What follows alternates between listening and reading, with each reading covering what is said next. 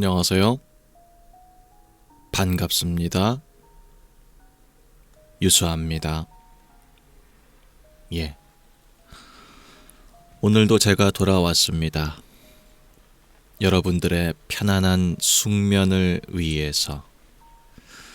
네, 오늘도 알아볼 것은 나폴리탄 괴담입니다. 왠진 모르겠지만 으스스하고, 정확히 어떤 의미인진 모르겠지만 괴이스러운 그런 느낌이 나는 것이 바로 나폴리탄 괴담이다, 이렇게 말씀드릴 수가 있을 것 같습니다. 지금 보고 계시는 이 사이트는 DC 인사이드 나폴리탄 괴담 갤러리입니다. 여기에서 많은 추천수를 받았거나 혹은 제가 개인적으로 재미있게 읽은 이야기들을 읽어드리고 있습니다. 시작하기에 앞서서 모든 글들은 원 저작자분들에게 허락을 받고 영상을 만드는 것이라는 점 다시 한번 말씀드리면서 오늘의 영상도 한번 시작해 보도록 하지요. 오늘의 첫 번째 이야기는 바로 이것입니다. 미안하다, 선호야 라고 하는 이야기군요. 한번 읽어보겠습니다. 선호야, 나 사실 너한테 고백하고 싶은 게 있다. 너의 인생이 기구한 건 사실 너의 탓이 아니야. 이걸 어디서부터 설명을 해야 할까? 이상현상이라는 말 네가 들어봤을지 모르겠는데 아마 못 들어봤겠지. 극소수의 사람만 겪는 일이니까. 그래, 내가 그 극소수의 사람 중 하나였어. 괴인이 뭐니 설명해봐야 잘 알아듣지도 못할 테니 생략하고, 아무튼 난 참으로 많은 다양한 이상현상에 끌려갔어. 대부분은 빠져나오기 어렵지 않았지만 몇몇은 정말 죽는 게 차라리 낫다 싶은 것도 있었지. 뭐 경험이 쌓인 덕분인지 어떻게든 살아나오게 됐지만, 그러다 우연히 즈대구의 서재라는 곳에 들르게 됐는데, 너는 모르겠지만 이 이상현상이라는 곳이 마냥 나쁜 곳만 있는 건 아니야. 내가 제시하는 대가에 따른 정당한 대가를 주는 곳도 있고, 인간에게 호의적이어서 이로운 혜택이나 능력을 주는 곳도 있지. 이 즈대구의 서재라는 게 그런 곳이었어. 이야기를 먹는 괴이의 공간인데, 수많은 이상현상에서 탈출극을 찍은 내 이야기에 흥미를 느껴서 그 값을 지불하겠다고 했지. 난 그에게 빌려고 했어.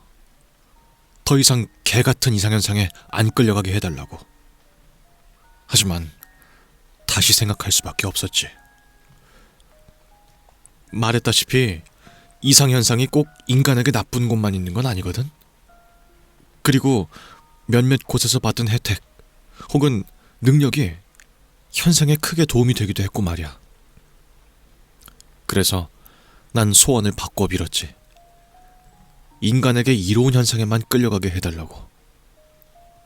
하지만 그는 고개를 저었어. 괴이의 기준과 인간의 기준이 달라서 무엇을 기준으로 이로움과 해로움을 구별해야 할지 알 수 없다는 이유에서였지. 그래서 나는 고민 끝에 다시 소원을 빌었어. 내가 겪는 불행 혹은 불이익을 없애는 능력을 달라고. 그 불행과 불이익의 판단 주체는 나라고. 그는 고개를 끄덕였지만 그 능력에 하나의 단서를 달았어.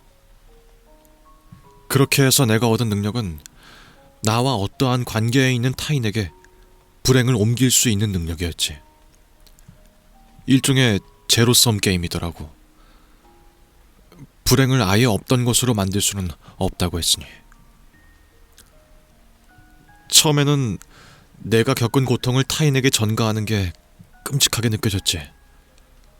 하지만 생각해보니 그렇게 나쁜 건 아니더라고. 증오스러운 놈들에게 전가하면 됐으니까. 가령 조금만 실수해도 얼굴에 손이 나갔던 성병장 그 씹새끼나, 아니면 입사했을 때 지가 좋아하던 여직원하고 붙어 다녔다고 온갖 꼽을 줬던 김대리 같은 존만한 놈들한테 말이야. 그리고 실제로 그 능력을 통해서 내가 겪은 불행, 고통, 실체 결손 등등을 놈들에게 전가했지. 건너 놈들의 소문을 들었을 때는 얼마나 통쾌했는지. 하지만 한 가지 문제가 있었어. 5년쯤 지나니까 내가 증오하는 놈들이 다 죽어버리더라. 그리고 여전히 나는 이상현상에 최소 2년에 한 번꼴로 불려가게 됐지. 그땐 이미 내가 증오하는 놈들이 전부 사라진 뒤였으니까 어쩔 수가 없었어. 그나마 덜 친한 사람에게 전가하는 수밖에. 그때 내가 사귄 지 한 달 정도밖에 안 된, 그러니까 엔조이 느낌이었던 여자친구가 있었거든? 걔한테 불행을 전가했어. 얼마 뒤에 안 좋은 선택을 하더라고. 그땐 정말 난생 처음 느껴보는 죄책감에 돌아버리는 줄 알았다. 결국 나 때문에 무고한 사람 하나가 죽어버렸으니까. 하지만 그렇다고 온갖 불행과 고통을 감내할 용기 따윈 내겐 없었지. 그때 네가 떠올랐어. 무슨 짓을 해도 화를 한 번도 안 내던 너. 친구들이 뭐라고 해도 옆에서 깐족거려도, 심지어는 그런 네 성격에 은근히 무시하거나 꼽을 주던 녀석들에게도 사람 좋게 웃던 네가 말이야. 너처럼 강한 사람이라면 그래도 잘 버틸 수 있지 않을까 생각했지. 어차피 내 능력 때문에 내게 소중한 사람들이 불행해질 수밖에 없다면 최대한 적은 사람이 불행하는 게 옳다고 생각했거든. 내 생각이 맞았지. 처음 다리 결손을 전가했을 때 병원에서 넌 나를 보면서 웃으며 반겼으니까. 뭐 현실 감각이 없었던 것도 있었겠지만 역시 넌 밝은 사람이었어. 그 정도의 불행으로는 너라는 사람에게 흠집을 낼 수가 없었지. 나는 그런 너의 강함을 믿었어. 물론 나도 너를 위해서 이상현상에 끌려갔을 때 최대한 몸성이 돌아오려고 노력했는데 잘 안 되더라고. 이 능력이 생긴 뒤로 위기의식을 거의 잃어버렸으니까. 무의식적으로 어떤 불행에 노출돼도 전가하면 그만이라고 생각해버린 것 같아. 미안하다. 네 아들이 교통사고로 죽은 거 그거 사실 사고 아니야. 네가 사기를 당해서 빚더미에 앉은 것도 나 때문이고, 그것 때문에 재수 씨랑 이혼했다고 들었다. 미안. 그리고 어느 날 갑자기 80대 노인으로 외모가 변한 것도, 또 빚 갚으려고 공장에서 일하다가 네 손이 그렇게 된 것도 나 때문이야. 정말 미안하다. 그래도 위안이 될진 모르겠지만 네 자식들이 널 버린 거는 나 때문이 아니야. 야, 그 소식 듣고 나도 정말 꼭지 도는 줄 알았다. 어? 이거 불효막심한 새끼들 같으니. 물론 나한테 화낼 자격이 없는 건 알지만 친구가 그런 일을 겪었다니까 화가 나는 건 어쩔 수가 없더라. 아무튼 그래서 네 덕에 나는 수많은 불행에서 살아나왔고, 그것들에서 얻은 대가로 작지만 중소기업도 운영하게 됐지. 그래서였을까? 리어카를 밀며 폐지를 줍던 너를 우연히 만난 날, 너는 나를 보고 못 본 채 하려고 했었지. 나는 네가 반가워서 인사를 하려 했지만 너는 모자를 푹 눌러 쓰고 날 외면했어. 나는 그제야 네가 나를 보면서 박탈감을 느꼈다는 걸 알았지. 나는 그런 너를 이해했기 때문에 말없이 뒤에서 너의 리어카를 밀어줬을 뿐 너를 모른 척했지. 야, 그때 기억나냐? 너는 네가 내 친구 선호라는 사실을 숨기기 위해서 억지로 할아버지 같은 목소리 내면서 고맙다고 했잖아. 어? 야, 씨. 넌 몰랐겠지만 나 솔직히 그때 집으로 돌아오고 나서 많이 울었다. 그런 너를 위해서 뭐라도 해주고 싶어서 네 리어카에 돈 올려놓고 왔었는데 혹시 그거 썼냐? 10만 원밖에 못 준 건 미안하다. 아무튼 요즘 세상에 뭐 현금을 들고 다닐 일이 많이 없으니까 지갑에 돈이 그거밖에 없더라고. 혹시 아직 쓰지 않았으면은 부담 갖지 말고 써. 혹시나 갚으려고 할 필요 없어. 내가 너한테 진 빚이 훨씬 많으니까. 그리고 말이야.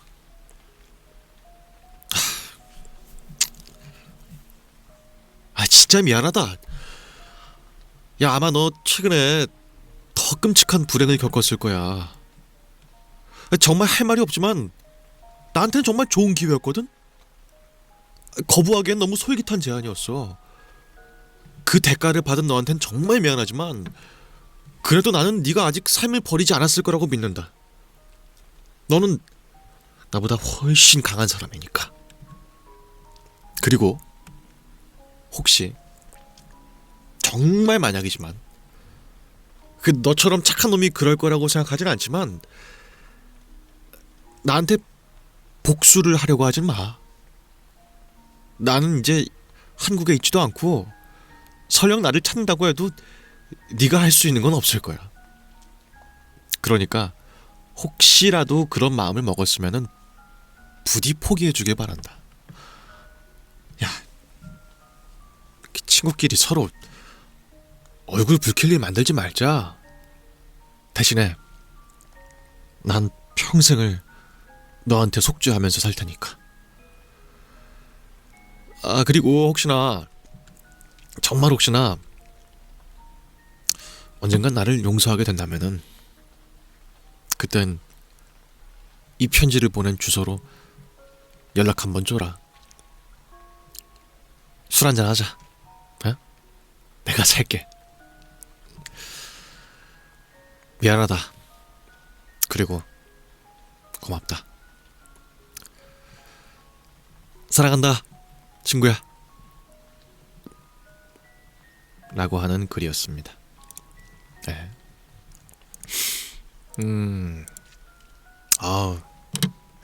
열받는데요? 그러니까 이제 혹시 뭐 이해가 안 되시는 분은 없을 거라 생각하는데, 이제 주인공이 있고 이제 선호라고 하는 이름의 어떤 주인공의 친구가 있는 거죠. 이 글을 쓴 주인공은 이제 이상 현상 같은데 자꾸 휘말리는 거야. 근데 이제 나폴리탄 괴담이라든지 뭐 괴이 뭐 이런 개념이 좀 익숙하지 않은 분들은 이게 무슨 개념인가 싶을 수 있는데, 괴이라고 하는 개념이 있어요. 그러니까 인간 외적인 어떤 아주 우주적인 존재에 의해서 벌어지는 알 수 없는 이상 현상 뭐 이런 것들을 다루는 나폴리탄의 단골 소재인데, 주인공이 그 괴이한테 이제 끌려가게 된 거야. 어떤 이상 현상에 이제 붙잡히게 된 거죠. 그럴 때마다 자기를 어떤 것을 희생해서 거기서 빠져나왔던 거지.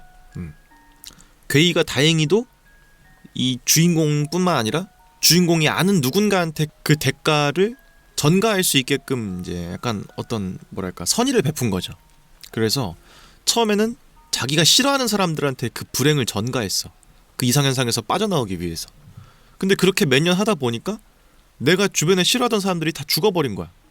그러니까 이제 다른 사람을 찾았어야 됐는데, 전 여친 뭐 엔조이 비슷한 가벼운 관계였던 사람한테 한번 떠맡겨 봤더니 걔가 이제 스스로 목숨을 끊는 일을 해버린 거죠. 그러니까 이거 보통 사람한테 줄 게 아니구나 싶으니 내가 제일 잘 알면서 성격이 좋은 누군가한테 이거를 떠넘겨야 되겠다 라고 생각을 한 거야. 그래서 선호라고 하는 친구한테 이 사람이 이상현상에서 나오는 대가를 다 전가해버린 거야. 그래서 선호는 다리도 잘리고 외모도 팍싹 늙어버리고 자식들이 자기를 버리고 떠나버리고 그리고 막 직장에서 잘리고 이제는 막 폐지를 줍고 생활하는 그런 아주 힘든 생활을 하고 있게 돼버린 거지. 선호라는 사람은 자신도 이유를 모르는 채. 근데 주인공이 그 선호한테 쓴 편지인 거예요, 결국은. 근데 내용이 진심으로 미안하다 뭐 이런 게 아니라 그 전형적인 양아치적인 생각 있잖아. 야, 너 패딩 좋아 보인다? 바꿔 입자, 우리 친구잖아. 막 이러면서 그 있잖아, 전혀 친구가 아닌데 친구인 것 같이 말하는 그런 느낌인 거죠. 선호라는 친구를 대하는 이 방식이. 여기서부터 이제 가슴이 답답해지는 거죠. 나쁜 새끼 이러면서 이제 가슴이 확 짜증이 나는 그런 글이 아니었나 하는 생각이 듭니다. 사실 뭐 괴이라든지 이상현상이라든지 그런 컨셉은 많아요. 그런 컨셉의 이야기들은 진짜 많거든요. 근데 이거를 좀 비틀어서 되게 불쾌감이 느껴지게 쓰는 건 또 쉽지 않은 일이고 또 되게 좀 드문, 보기 어려운 그런 글이다 하는 생각이 들어가지고 좀 소개를 해드리고 싶었어요. 읽으면서 되게 열받아서 듣는 여러분들은 어땠을지 모르겠는데 약간 좀 낯선 개념이어서 좀 이해가 안 되실 분도 있을까봐 좀 겁이 나긴 합니다만 어쨌든 간에 전 되게 개인적으로 흥미롭게 읽은 이야기 중에 하나입니다. 그래서 오늘의 첫 번째 이야기로 참 적합한 이야기가 아니었나 하는 생각이 드는 그런 이야기였고요. 다음 두 번째 이야기도 준비가 되어 있습니다. 자, 이어지는 두 번째 이야기는 바로 이것입니다. 추락하는 것에 날개는 없다. 어떤 이야기인지 한번 읽어보죠. 1. 며칠 전부터 등 쪽이 간질거린다 싶더니 오늘 아침 결국 그 이유를 알게 되었다. 지금 화장실 거울 앞에 서 있는 내 등짝에는 등의 절반 정도 크기의 날개 한 쌍이 돋아나 있었다. 어쩐지 아침에 일어났을 때 침대며 방바닥이며 웬 깃털이 이렇게 나뒹굴고 있었나 싶었다. 자는 사이 창문으로 비둘기라도 들어왔나 싶으면서도 내심 깃털의 크기를 보고 비둘기의 크기가 상상돼서 소름이 싹 돋았었는데 알고 보니 그 깃털의 주인은 나였던 것이었다. 보통은 이런 비정상적인 현상을 목도하게 되면 비명을 지르거나 공포에 질리거나 어떤 격한 반응이 일어나는 걸로 아는데 막상 그걸 내가 맞이하고 보니 의외로 아무렇지 않았다. 오히려 그 날개를 처음 발견하고 내 머릿속을 가득 채운 생각은 이 회사 어떻게 가지? 라는 생각과 이건 병원 어느 과에서 떼어주는 거지? 였다. 일단 병원을 방문하는 것은 차치하더라도 당장 오늘 출근부터가 문제였다. 심지어 오늘은 회사의 중요한 거래처 사람들이 내방하는 날이었기 때문에 무조건 출근을 해야 했다. 나는 일단 집안 곳곳을 뒤져가며 빠르게 머리를 굴렸다. 이 날개를 도대체 어떻게 숨겨야 하는가? 다행히 날개가 무지막지하게 크진 않다는 것에 안도 아닌 안도를 하면서 비상의료함에서 압박붕대를 전부 꺼내 내 몸에 칭칭 감았다. 남장을 열심히 준비하는 여자가 된 듯한 기분도 잠시, 붕대가 감길수록 날개가 눌리면서 등 쪽으로부터 답답한 기분이 그대로 전해지는 것을 느끼곤 흠칫했다. 날개 자체가 아예 내 신체 기관으로서 자라난 기분이었다. 그런 생각이 들고 나서야 나는 슬슬 두려움을 느끼기 시작했다. 2. 불편함을 감내해가면서 일단 몸통을 붕대로 수도 없이 감은 채로 회사에 출근했다. 일단 붕대를 감아두긴 했지만 날개가 돋아났다는 사실이 내 머릿속에 각인된 후부터는 괜시리 사람들이 내 등만 보고 있는 것 같은 기분이 끝없이 들기 시작했다. 그러다 보니 걸음도 부자연스러워져서 사람들은 오히려 거기에서 더 이상함을 느끼기 시작했다. 자네 오늘 몸이 안 좋아?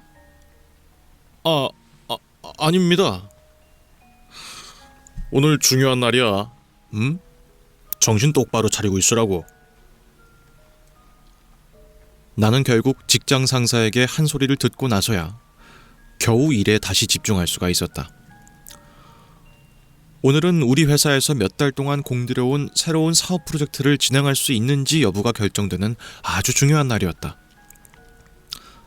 나는 오늘을 위해 며칠을 밤낮 없이 일해가며 이 프로젝트를 준비해 왔기 때문에 오늘은 나 자신을 위해서도 상당히 중요했다.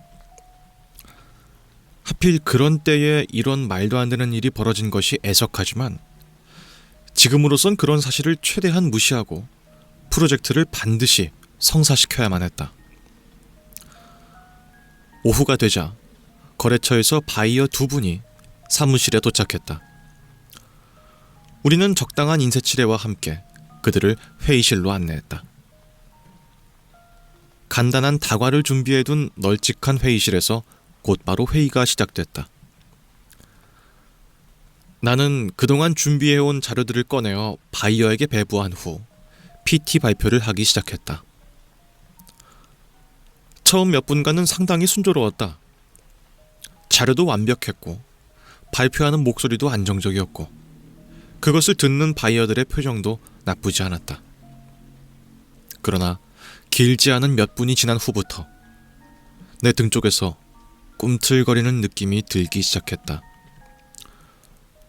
순간적으로 아차 싶은 생각이 머릿속을 가득 채웠고 그로 인해 말을 한 번 절고 말았다.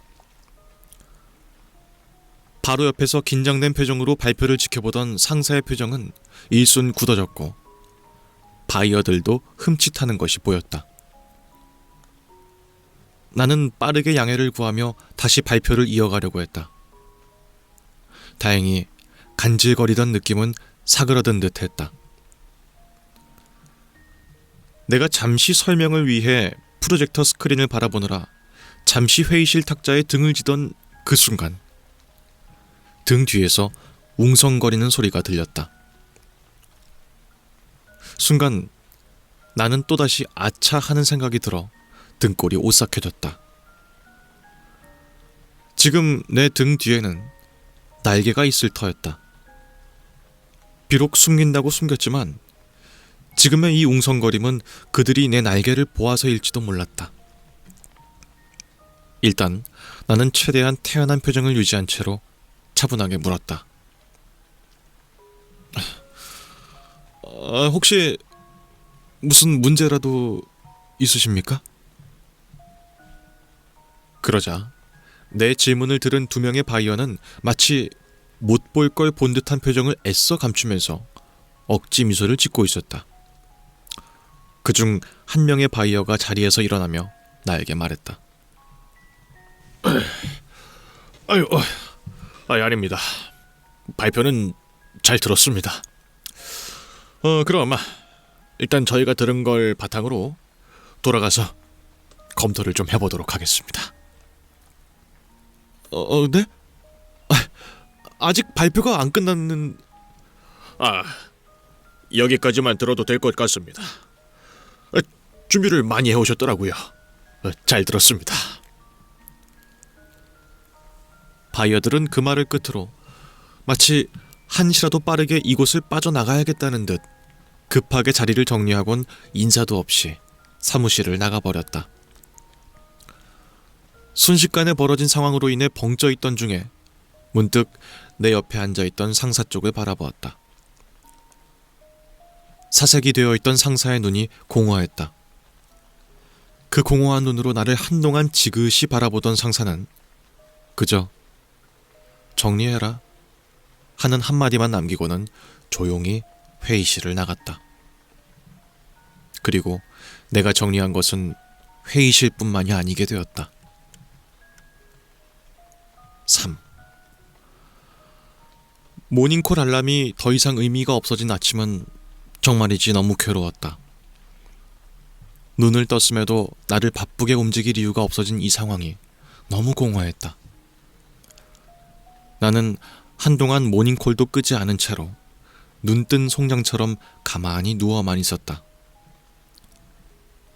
등 쪽에 있던 날개가 내 몸에 짓눌려 답답한 느낌이 내 등을 타고 뇌로 전달되었지만 아랑곳하지 않았다.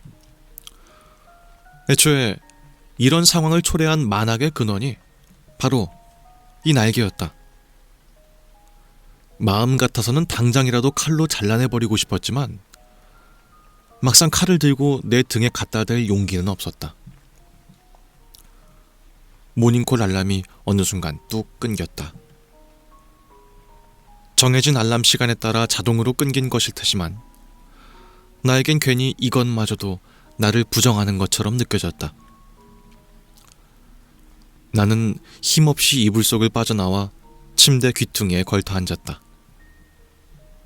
잠기운과 무기력함이 동시에 뒤섞여 일어나 있음에도 멍한 상태가 지속되었다. 일상이 무너진다는 것이 이런 것이구나 싶었다. 그러다 문득 내 등 뒤에 달려있던 날개가 내 의지와는 상관없이 활짝 펴졌다. 회사에서 잘리고 집에만 있게 된 후부터 날개는 점점 더 자라나기 시작했다.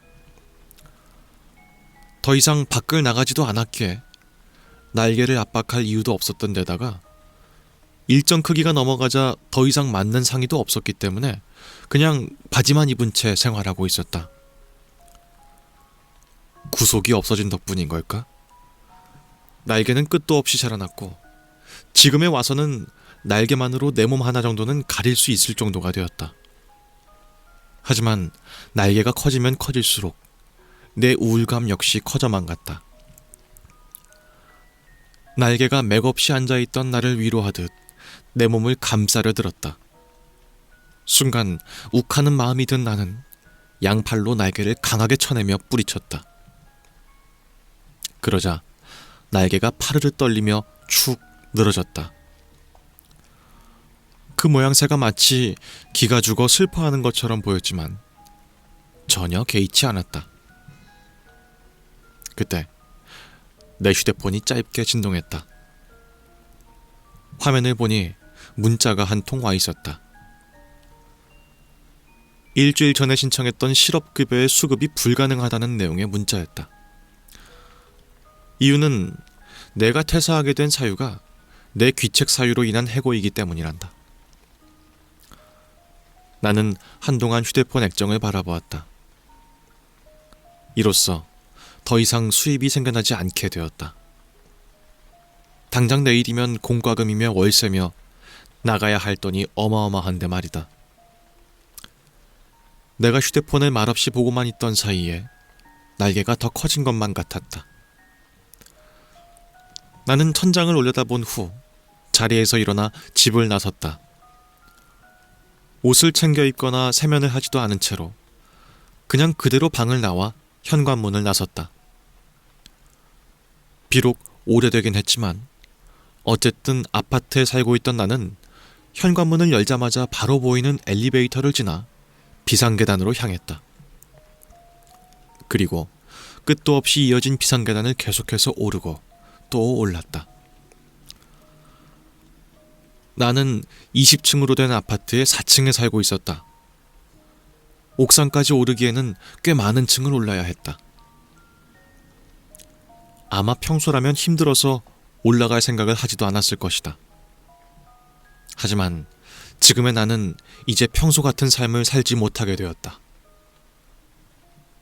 옥상에 다다르자 철제문이 닫혀있는 옥상의 입구가 보였다.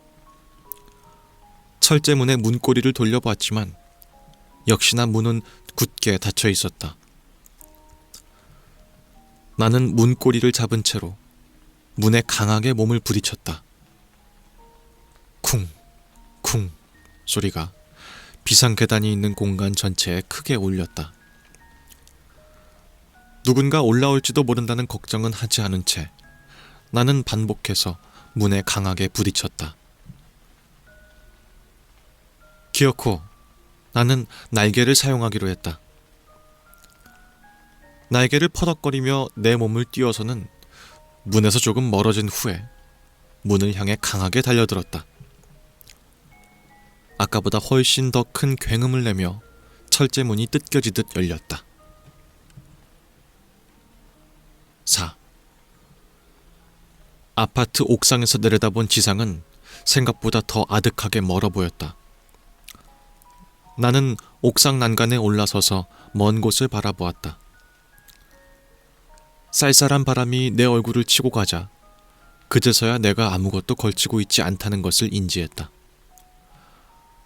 나는 팔을 양쪽으로 쭉 편 채로 내 등 뒤에 달린 커다란 날개를 있는 힘껏 펼쳤다.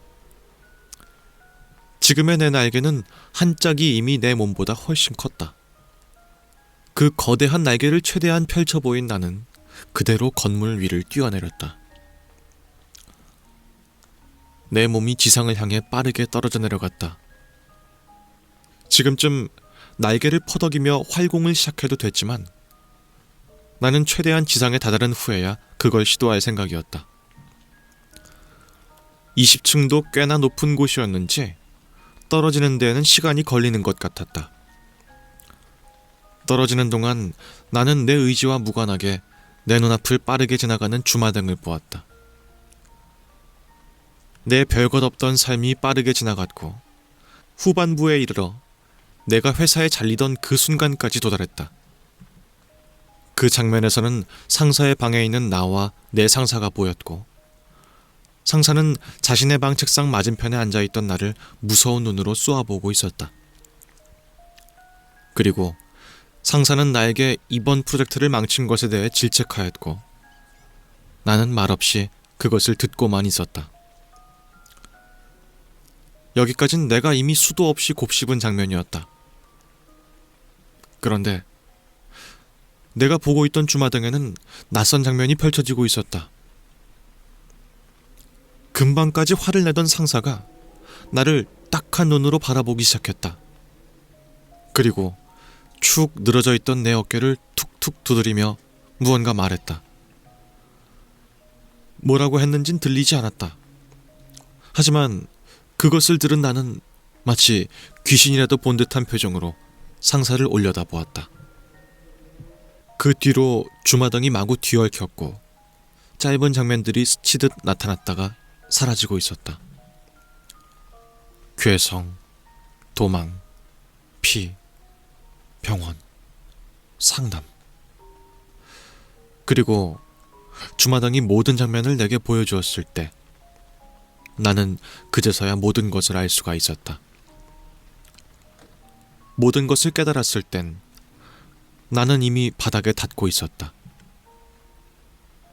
날개는 없다. 라고 하는 이야기였습니다.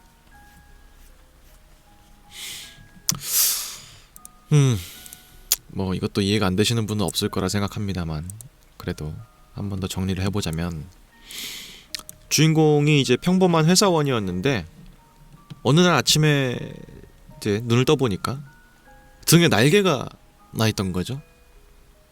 근데 보통 사람들이면은 이게 뭐야 무슨 일이람 이러면서 이제 회사를 못 갔을지도 모를 일인데 당시에 되게 중요한 프로젝트를 앞두고 있었고 그리고 뭐 잘 숨기면 어떻게든 되지 않을까 이런 생각을 가지고 있었기 때문에 대충 이제 압박봉대를 하고 회사에 잘 가서 이제 PT 발표를 하게 된 거예요. 아주 중요한 바이어들을 상대로. 근데 이제 자꾸 날개가 신경 쓰이고 하다 보니까 그 아주 중요한 PT를 망쳐버리게 된 거죠. 그래서 이제 회사에서 그대로 잘리게 되었습니다. 이제 그렇게 회사에서 잘리게 됐으니까 딱히 출근을 할 필요도 없고 집에만 이제 멍하게 누워서 시간을 그냥 버리고 있었는데 자괴감이 몰려드는 거죠. 이 날개 때문에 내가 잘리게 됐다는 사실, 그리고 내 귀책 때문에 회사에서 해고당한 거기 때문에 이제 실업급여도 타질 수 없다는 그런 사실까지도 문자로 이제 알게 되면서 더 이상 살아갈 희망을 잃어버린 거야. 그래서 그 살고 있던 아파트의 옥상으로 올라가서 뛰어내리기로 결심한 겁니다.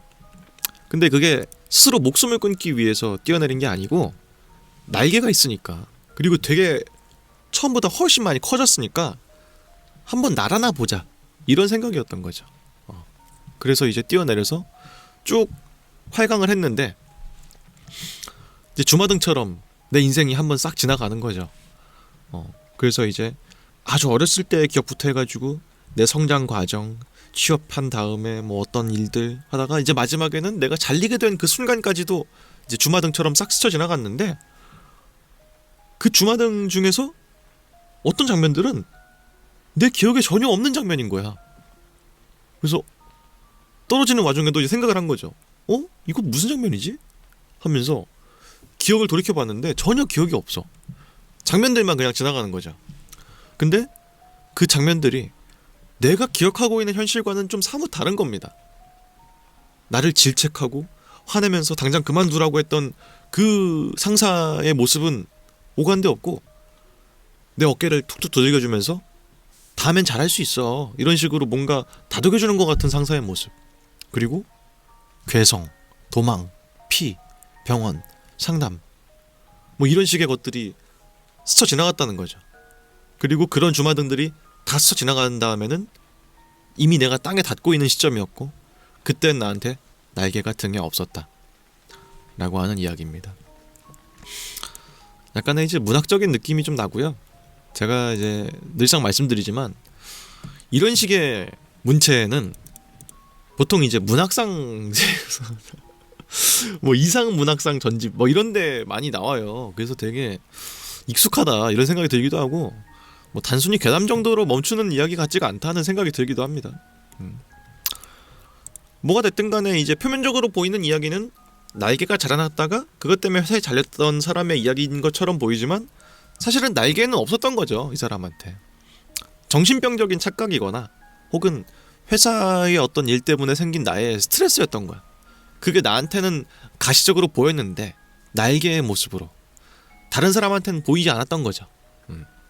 근데 나는 그게 계속 신경이 쓰이니까 다른 사람들이 혹시 내 날개 때문에 옷에 자국이 남아가지고 이것 때문에 그러나? 이런 생각을 하면서 피해망상 비슷한 거에 사로잡혀 있었는데, 사실은 남들한테 보이지 않았어 그런 게. 그냥 이 사람은 그 중요한 PT 날에 PT를 그냥 망친 거예요. 날개 때문에 망친 게 아니라 자기가 그냥 망친 거였던 거죠. 자기는 계속해서 날개 때문이라고 생각했지만 날개 때문이 아니었어. 그냥 망친 거야. 그래서 상사가 와가지고 괜찮아, 다음엔 잘할 수 있어 이런 식으로 말했는데, 이 사람은 그때 그 망친 기억이 트라우마가 남아서 막 개성을 지르고 도망도 치고 뭐 신체 결손 비슷한 것도 막 했었고 병원에 가서 정신과적인 상담도 받았던 거지. 그게 이제 우리가 알지 못했던 이야기, 그리고 이 주인공이 기억하지 못했던 이야기인 거죠. 그래서 두 가지 이야기가 섞여 있는 것처럼 보인다. 날개가 돋아나 있는 삶, 그리고 사실은 날개가 돋아나 있지 않은 삶. 어떤 것이 현실인 걸까? 이 사람은 도대체 왜 옥상에서 뛰어내리려고 한 걸까? 정말 활강을 위해서였을까? 아니면 정말 스스로 목숨을 끊기 위한 그런 거였을까? 이 두 가지가 오묘하게 맞물리면서 되게 미스테리한 느낌을 주기도 하는 그런 이야기가 아니었나 하는 생각이 듭니다. 또 이제 뭐 짧게는 날개가 나오고 이제 비행한다는 느낌, 그리고 이제 사실은 그 비행이 아니었다는 점에서 이제 이상의 날개가 떠오르기도 하는 그런 이야기가 아니었나 하는 생각이 들기도 하는 오늘의 두 번째 이야기였습니다. 그리고 이어서 세 번째 이야기도 준비가 되어 있습니다. 자, 그리고 이어지는 다음 이야기는 바로 이것입니다. 마지막 규칙이라고 하는 이름이군요. 한번 읽어보겠습니다. 눈을 뜨자 낯선 공기가 피부에 스며든다. 축축한 무언가 위에 누워있다. 낯선 침대. 차갑고 꿉꿉하다. 곰팡이 냄새와 녹슨 쇠 냄새가 코를 찌른다. 주변을 둘러본다. 어둠 속에서 겨우 형태만 보이는 회색 콘크리트 벽. 거친 표면에 손을 대자 습기와 먼지가 묻어난다. 유일한 출구로 보이는 녹슨 철문이 벽 한쪽에 거칠게 박혀 있다. 그 너머에는 아무 소리도 없다. 숨막히는 침묵. 나는 왜 여기에 있는가? 어떻게 온 것인가? 기억을 더듬어 보지만 아무것도 떠오르지 않는다. 입을 열어 밖에 누가 있냐고 소리쳐야 할지 잠시 고민한다. 그 순간 정적을 가르며 낮고 기계적인 목소리가 들려온다. 모든 규칙을 찾으면 나갈 수 있다. 누군가가 아닌 무언가가 읊조리는 듯한 차가운 기계음.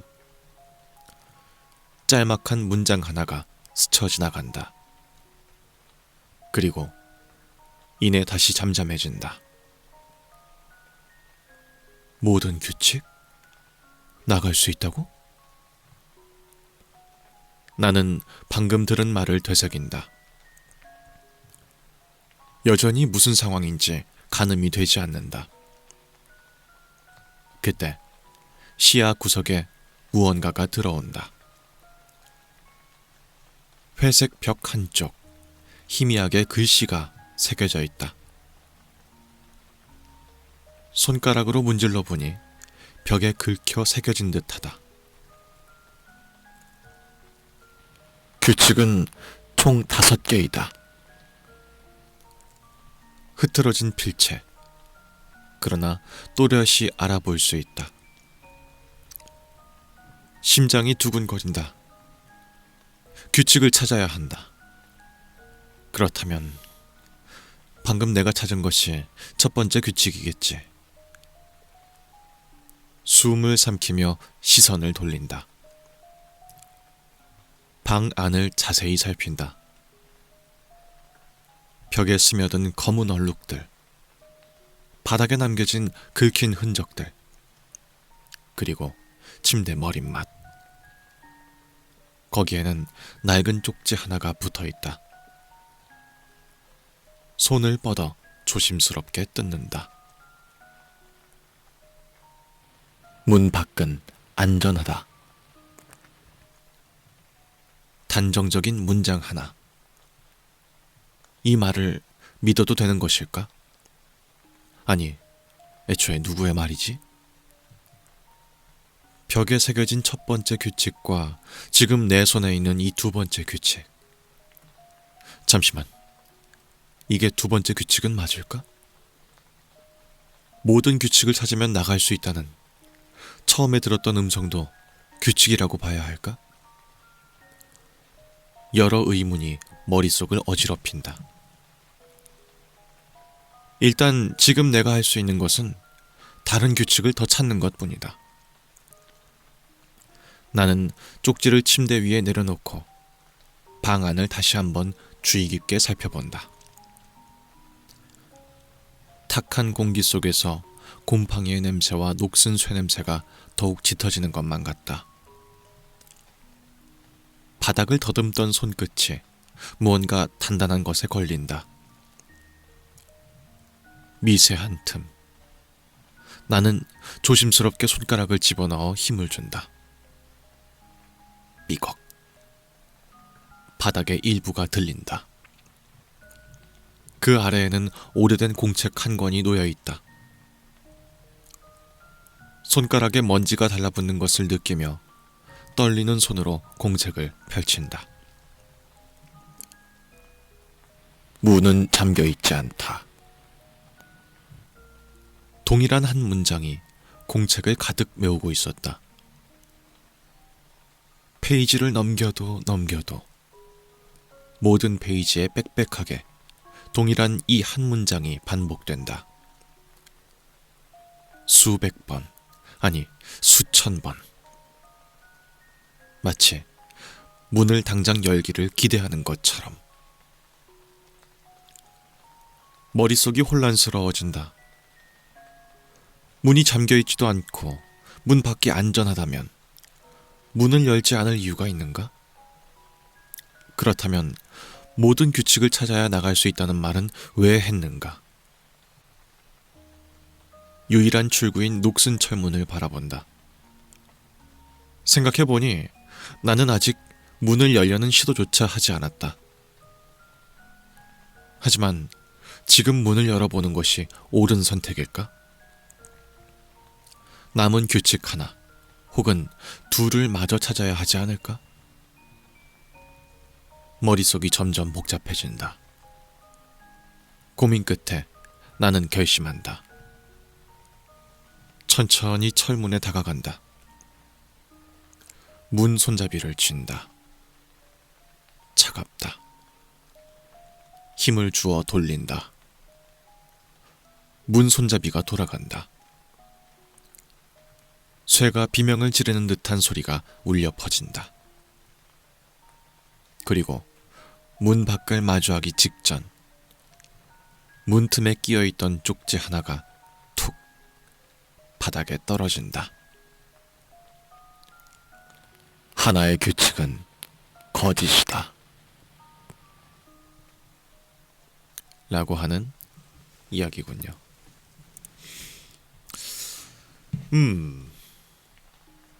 아주 읽으면서 다시 한번 글을 읽게끔 만드는 그런 이야기가 아닌가 하는 생각이 듭니다. 그러니까 주인공이 어떤 공간에 갇히게 됐는데 그 공간은 모든 규칙을 찾으면 나갈 수 있다 라고 하는 방이었던 거죠. 그래서 이게 무슨 말인가 싶다가도 방 어딘가에 규칙이 숨겨져 있겠지 싶어서 하나하나 찾아봤는데 정말로 규칙 비슷한 것들이 방 곳곳에 흩어져 있던 겁니다. 첫 번째는 규칙이 총 5개라는 것이고, 두 번째는 문 밖은 안전하다는 것이고, 네 번째는 문은 잠겨있지 않다는 것이었고, 다섯 번째는 하나의 규칙은 거짓이다 라는 것이었는데, 이 마지막 규칙은 나가게 됐을 때에서야 비로소 알게 된 거죠. 그럼 이제 이 5개 중에서 하나는 거짓일 텐데, 첫 번째로 알게 된 이 모든 규칙을 찾으면 나갈 수 있다라는 게 규칙으로 쳐야 될지는 애매합니다. 네. 왜냐하면 다른 규칙들은 전부 쪽지의 형태로 있었는데 얘만 이제 안내 음성으로 들리는 소리였기 때문에 이거는 규칙이 아니라고 가정할 수도 있을 것 같아요. 그럼 총 4개인 거거든요. 그러면 이 사람이 찾지 못한 하나의 규칙이 더 있을 수도 있겠죠. 이 방 어딘가에. 근데 하나의 규칙은 거짓이다 라고 하는 이 문장 때문에 이 모든 것들이 혼동이 오게 되는 것인데, 만약에 하나의 규칙이 더 없이 규칙은 총 5개이다 이게 거짓말이면 가장 베스트죠. 그럼 나머지 문 밖은 안전하다, 문은 잠겨있지 않다 이런 것들은 전부 참이 되니까. 문제는 이 방 안에 이 사람이 찾지 못한 또 하나의 규칙이 있을 경우에 문제가 되는 겁니다. 근데 문은 이미 열어버렸으니 어떤 일이 벌어질지는 이제 상상에 맡길 수밖에 없는 그런 건데, 이 이야기의 포커스가 과연 어디에 맞춰져 있는 것일까? 규칙이 하나 더 있는데 못 발견한 것일까? 아니면은 이 처음에 안내 음성까지 포함해서 전부 5개인 것일까? 이거에 따라서 이야기의 행방이 갈라질 수 있는 그런 이야기인 것 같습니다. 일반적인 괴담 이야기들은 이 뒤에 문을 열고 난 다음에 벌어질 일들을 묘사하는데, 나폴리탄 괴담들은 보통 그렇지 않습니다. 가장 중요한 부분들을 생략해버리는 거죠. 그러면서 우리의 상상력을 충분히 자극하는 그런 이야기들이 나폴리탄 괴담들의 특징이다. 이렇게 말씀드릴 수도 있을 것 같습니다. 여튼간에 그런 양가적인 이야기를 다루고 있는 그런 이야기였군요. 그리고 이어서 다음 이야기도 준비가 되어 있습니다. 자, 그리고 이어지는 다음 이야기는 바로 이것입니다. 커튼이라고 하는 이름이군요. 출장 일정을 마치고 늦은 밤, 허름한 호텔의 꿉꿉함이 나를 맞이한다. 녹슨 키를 건네는 프런트 직원은 나지막한 목소리로 당부한다. 502호에선 커튼을 열지 마십시오. 나는 그다지 대수롭지 않게 여긴다.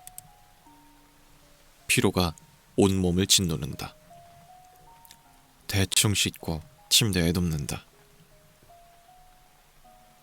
한밤중 날카로운 소리에 눈이 떠진다.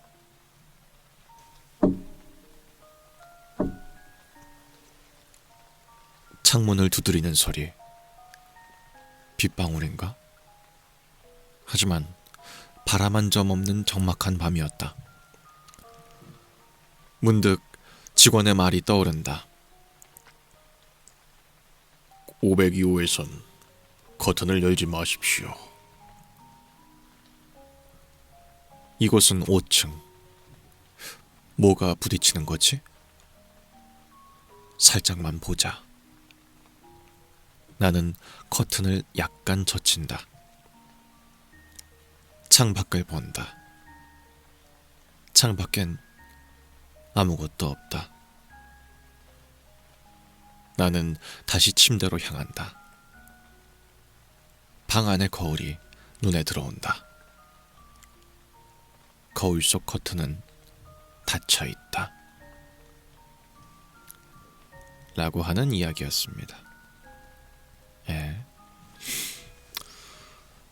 이것도 역시 전형적인 정통의 나폴리탄이 아닌가 하는 생각이 듭니다. 주인공이 이제 회사 업무를 마치고 이제 어떤 허름한 호텔에 가게 됐는데, 이제 호텔의 프런트 직원이 키를 주면서 502호에서는 커튼을 열지 마십시오, 이렇게 말을 한 거야. 그래서 뭐 드는 둥 마는 둥 이미 몸이 힘드니까 대충 열쇠만 짚고 방에 들어가서 씻고 누웠는데, 한밤중에 누가 창문을 두드리는 소리가 나는 거죠. 그래서 커튼을 열어볼까 했는데 마침 내가 있는 곳이 5층이야. 그럼 502호가 내 호수인지 아닌지 모르겠지만 내가 묵고 있는 곳이 502호라면 직원이 당부를 했단 말이지. 커튼을 열지 말라고. 그래서 약간 고민하다가 모르겠다 해가지고 그냥 열어본 거죠. 열었는데 아니나 다를까 밖에 아무것도 없던 겁니다. 그래서 헛김 빠지는구만 하면서 다시 누워야 되겠다 하면서 이제 정면에 있는 거울을 봤는데 거기엔 커튼이 닫혀 있었다. 난 지금 커튼을 분명히 열었는데, 라고 하는 이야기입니다. 별 이야기는 아닌데요. 사실 뭐 귀신 나오고 이런 이야기에 비하면 하나도 안 무섭죠. 그치만 이 특유의 문체가 이 분위기를 너무 잘 살리는 것 같아요. 어떤 느낌인지 알 것 같지 않습니까? 뭔가 나는 진짜 힘들어 죽겠는, 피곤해 죽겠어가지고 간신히 운전해가지고 호텔에 도착했는데, 뭐 대단한 호텔도 아니고 낡은 호텔에 피로에 절어있는 듯한 그 데스크 직원이 나한테 키를 건네면서 하는 말투라든지, 아니면 그 키는 왠지 디지털 키가 아니라 쇠로 되어 있는 옛날 열쇠 키일 것 같고, 그죠? 문을 딱 따고 들어갔는데 거기에도 진짜 뭐 낡은, 그치만 약간 좀 안락한 느낌이 들기도 하는 그런 호텔 방. 문을 열자마자 바로 옆에 화장실이 있고, 조금 들어가면 화장대가 있고, 큼지막한 약간 베이지 톤의 침대가 있고, 요런 이미지가 너무 잘 떠오르니까 우리 모두 그런 경험들이 있잖아요. 약간 안락한데 동시에 다른 사람이 여기서 잤을 걸 생각하면 약간 좀 꿉꿉하기도 한 그런 느낌. 그런데 한 새벽 4시쯤에서 창밖에 누군가가 문을 두드리는 거야. 그런 소리 비슷하게 들린 거죠. 그럴 때의 느낌, 약간 어수룩한 밤이니까 약간 어둡기도 한데 달빛이 되게 밝아서 남색깔 하늘이 막 빛나고 있고, 밖에는 그 달빛이 내 방으로 스며들어오는 그 느낌이 이 글에서 너무 잘 나기 때문에 전 개인적으로 이런 글들을 되게 좋아합니다. 예. 너무 상세하지도 않은데 그렇다고 너무 대충이지도 않고 하고자 하는 말들은 다 하고 있는 이런 게 제 취향의 글인 것 같아요. 글쎄 뭐 여러 가지 추측이 있을 수 있겠죠. 이 이야기에 대해서는. 일단 기본적으로 이 사람이 묻고 있는 곳이 502호인지 아닌지부터가 이 이야기에 적혀 있지 않기 때문에 상상의 나래를 더 펼칠 수 있게 되는 그런 이야기가 아닌가 하는 생각이 들기도 합니다. 뭐 기본적으로 그래도 호텔 직원이 키를 주면서 502호에서는 커튼을 열지 말라라는 말을 했으니 내가 묵는 곳이 502호라는 가정을 일단 할 수는 있겠죠. 뭐 설령 그렇게 된다고 한들 여러 가지 의문들이 들 수밖에 없는 거야. 커튼을 왜 열지 말라고 했을까? 호텔에서 커튼을 치는 건 너무 당연한 행동인데 왜? 뭘 가릴 게 있었나? 이런 생각이 들기도 하고 그렇게 커튼을 열지 말라고 했을 거였으면 차라리 애초에 커튼을 치워버리던지 아니면은 문에다 무슨 짓을 하던지 했으면 됐을 텐데 하는 식의 의구심이 드니까 보는 내내 우리한테 상당히 약간의 불쾌감과 찝찝함을 안겨주는 거죠. 계속해서. 그리고 대체적인 이런 이야기들은 커튼을 쳤는데 뭐가 있더라 이런 식의 이야기가 진행되어야 되는데 여기에는 전혀 그런 내용이 없어. 창밖에 아무것도 없었거든. 그래서 뭔가 싶어서 다시 자려고 거울을 본 순간 커튼이 열려있지 않았더라 이런 식의 이야기라서 이 이야기가 참 좋다는 생각이 드는 게 여러 가지 요인들이 제가 방금 말씀드린 요인들이 있습니다만 보통은 커튼이 주체가 아니란 말이에요. 무슨 느낌인지 아나요? 약간 좀 베일에 감싸져 있다라고 했을 때 우리는 베일에 초점을 맞추지 않잖아. 커튼도 무언가를 가리기 위한 태양빛을 가리든지 혹은 뒤에 숨겨져 있는 무언가를 가리든지 뭐가 됐든 가리기 위한 수단인데 이 이야기에서는 커튼이 뭘 숨기고 있는 게 아니라 커튼 자체가 문제가 되는 거죠. 그렇기 때문에 우리에게 알 수 없는 으스스함을 주는 겁니다. 여튼 뭐 해석의 여지는 여러 가지가 있을 수 있겠습니다만 여러 가지 요소들이 저한테는 되게 흥미롭게 와닿는다. 저는 이런 식의 사실 나폴리탄 괴담들을 되게 좋아합니다. 엄청 긴 분량의 이야기들은 사실 그다지 좋아하지 않아요. 그렇다고 막 3-4줄짜리 짧은 이야기도 그다지 좋아하지 않습니다. 딱 봤을 때 A4 용지 반장 분량을 넘지 않는 정도의 이야기들이 제가 봤을 땐 되게 훌륭한 글들이 많은 것 같아요. 여튼간에 그런 이야기였습니다. 뭐가 되었든 아주 훌륭한 글인 것 같다 이런 생각이 드는 그런 이야기였고요. 이어서 다음 이야기도 준비가 되어 있습니다. 자, 그리고 이어서 다음 이야기도 있습니다. 다음 이야기의 제목은 바로 이것입니다. 당신은 잘 해낼 겁니다. 라고 하는 이야기군요. 당신은 부유하진 않지만 모자람 없는 가정에서 태어나 대단히 화목하진 않지만 적당히 친밀한 가족 관계를 이어왔으며 특별히 수재인 것은 아니지만 어리숙하진 않은 공부머리로 서울에 있는 4년제 대학교의 최하위권에 간신히 입학했습니다. 강원도에 위치한 군부대에서 군복무를 하느라 허리가 조금 안 좋아지긴 했지만 그래도 딱히 큰 부상 없이 육군 병장 만기 제대를 하게 되었습니다. 그리고 당신은 전역 후 다시 대학교 2학년에 복학. 남은 대학 생활을 엄청나게 재미나게 보내지도 그렇다고 몸이 건조하게 보내지도 않으며 봄이 채 오지 않은 아직은 쌀쌀한 어느 2월 당신은 졸업 학사모를 쓰고 부모님과 자랑스럽게 사진을 찍었습니다. 하지만 뉴스에서 줄기차게 들어왔던 대로 확실히 취업이 어려운 시기여서 졸업과 동시에 취업에 성공하진 못했습니다.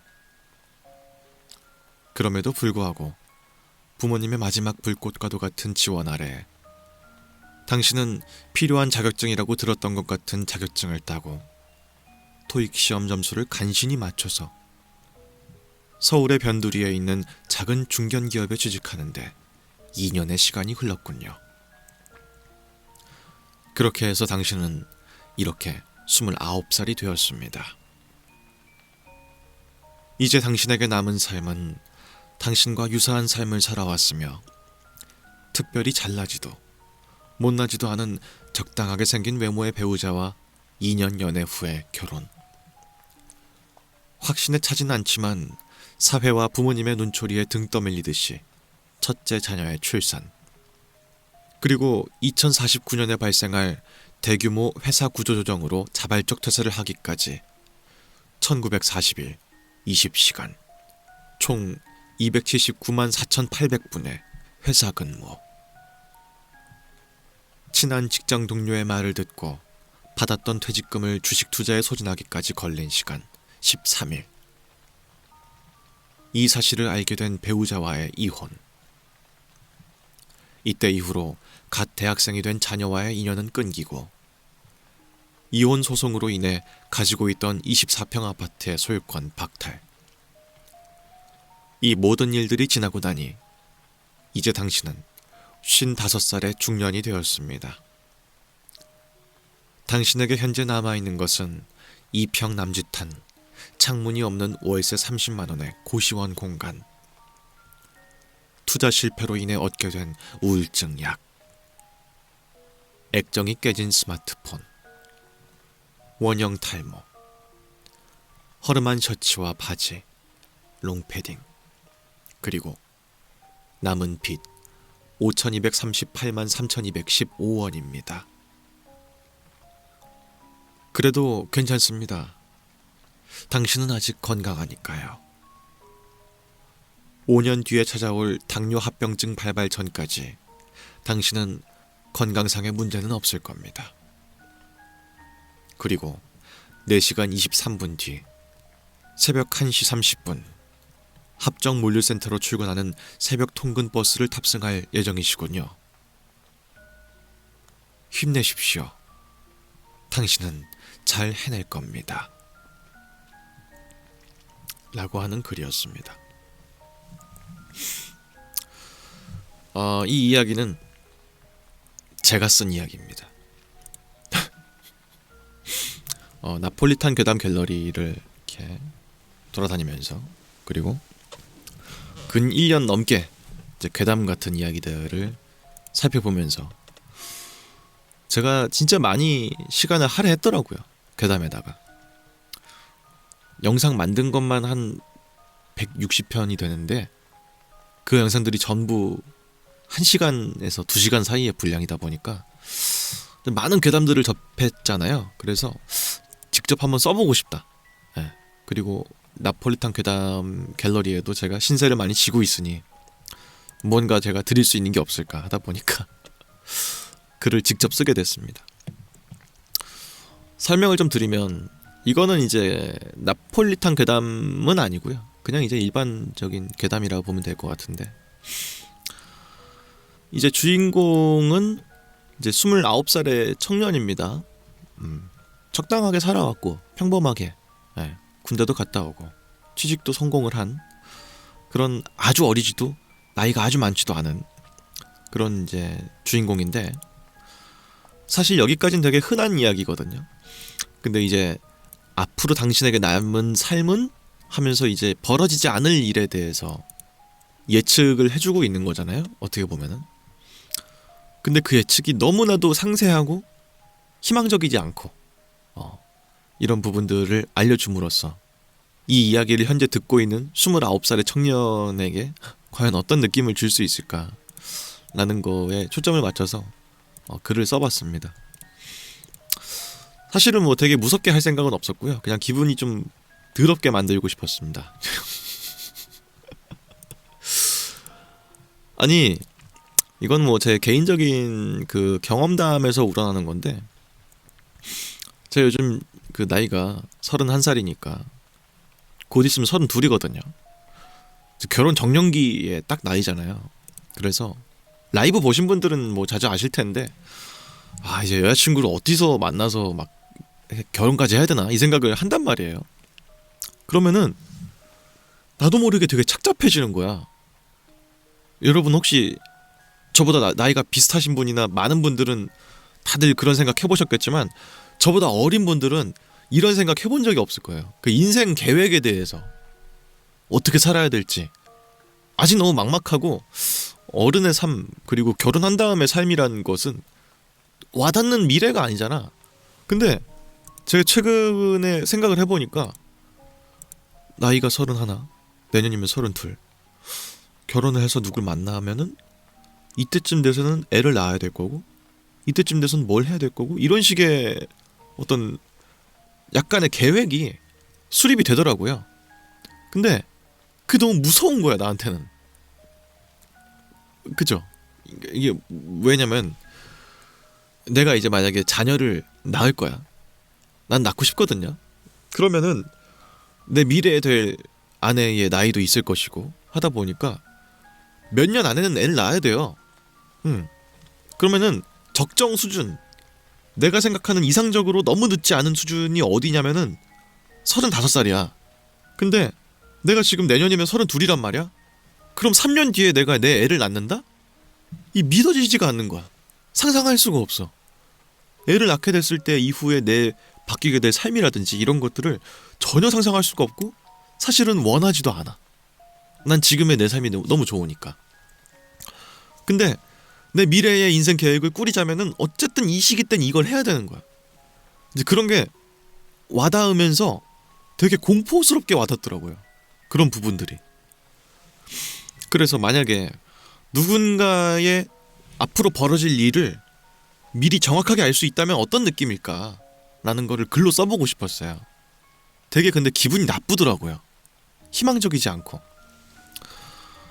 보면은 이제 2049년에 발생할 대규모의 회사 구조 조정으로 자발적 퇴사를 하기까지 1941 20시간 279만 4,800분의 회사 근무, 뭐 이런 부분들도 사실 우리가 눈여겨보고 있진 않지만 팩트거든요. 예. 보통 지금 뭐 중견 이상 뭐 대기업 근무하시는 분들은 은퇴가 되게 빠르잖아요. 본인이 원치 않게 빨리 그만두게 되죠. 그래서 이 사람도 나이로 치면은 아마 52살인가쯤에 조기 은퇴를 하는 사람인 거야. 내가 가정한 인물의 나이도. 그러면은 이 정도의 시간을 근무해야 돼요. 근데 우리는 당장 다음 주 주말이 빨리 왔으면 좋겠다. 설날이 언제일까? 뭐 이런 것만 보니까 멀리 보지 않지만 한 10년, 20년을 뒤로 쭉 보면은 이 정도의 시간을 근무해야 은퇴를 할 수 있는 거야. 이게 참 끔찍한 일이죠. 1년에 주말이 한 104일 정도 되거든요. 그거에 지금 거의 한 20배를 더 일을 해야 되는 거인 거예요. 그것도 이 사람은 빨리 잘려버린 사람이니까 이 정도밖에 안 되지. 뭐 65세까지 정년까지 일을 하는 사람이면은 이거에 더블링이 되겠죠. 여튼간에 그런 부분들, 팩트를 우리가 평상시에 익숙하게 느껴오진 않지만 그걸 느꼈을 때 오는 그 묵직한 무게감, 이런 것들을 좀 글로 써보고 싶었어요. 그리고 이제 이 사람이 겪게 될 모든 이제 혼돈, 이제 퇴사 이후에 벌어지는 참혹한 현실 같은 것들은 우리 삶에서 특히나 결혼이라든지 가정에 있어서 금전이 가지고 있는 되게 중요한 의미가 있잖아요. 가족 자체가 구성이 될 수 있는 기반이 경제력이라는 걸 기반으로 깔았을 때 이게 없이는 그냥 다 무너져 버리는 거잖아. 그럼 이 사람은 여태까지 돈을 벌기 위해서 노력한 모든 시간들이 그냥 공으로 쳐버리는 거야. 날아가는 거죠.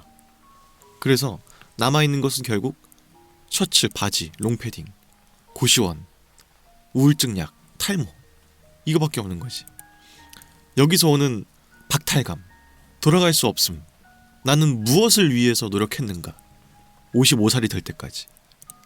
그러면서 남아있는 건 나한테 빚밖에 없을 때, 이 모든 것들이 주는 참혹함, 이런 것들을 좀 글로 써보고 싶었고, 이제 마지막에서는 약간 비극적인 부분을 강조하기 위해서 이제 그래도 괜찮습니다, 당신은 아직 건강하니까요 라고 하는 말을 써붙이는 거죠. 더 열받게. 사실 이런 말이 없이 그냥 위로라도 해주면은 아유, 내 인생 참 힘들지만 어떻게든 해나가야지, 이런 생각이 들 텐데 전혀 모르는 제3자가 내 인생에 대해서 괜찮습니다, 그래도 당신은 건강하니까요 라고 말했을 때 이 무책임함이 주는 이 문장에 공격성이 있거든요. 그런 것들도 같이 한번 표현을 해보고 싶었다. 그리고 제가 요즘에 새벽 출근을 많이 나가는데 이게 참 그래요. 남들이 모두 자고 있을 시간대에 내가 일한다는 것이 주는 억울함 비슷한 게 있어. 생리학적인 리듬을 깨가면서 일한다는 거에서 오는 억울함과 약간 그 신체의 기본 리듬을 반하는 그 느낌이 주는 무게감이 있거든요. 4시간 20분밖에 못 자고 1시 반에는 새벽 통근 버스를 타야 된다. 힘내십시오. 당신은 잘할 겁니다. 라고 하는 이 위로가 주는 상대적인 박탈감을 글로써 표현을 해보고 싶었다 라는 말씀을 드립니다. 그래서 간혹 가다가 앞으로는 제가 쓴 글들도 가끔 가다 이렇게 마지막쯤에 한 번씩 소개를 같이 해드리면은 재밌겠다 하는 생각이 들어서 좀 같이 읽어드렸어요. 오늘 읽은 글들은 또 어떠셨는지 참으로 궁금합니다. 여러분들이 모쪼록이면 으스스했거나 아니면 운전이든지 취침이든지 뭐든지 간에 도움이 됐기를 바라면서 저는 또 다음에 더 으스스하고 흥미로운 이야기로 돌아오도록 하겠습니다. 지금까지 저는 유수하였습니다. 그러면 다음 시간에 또 뵙죠.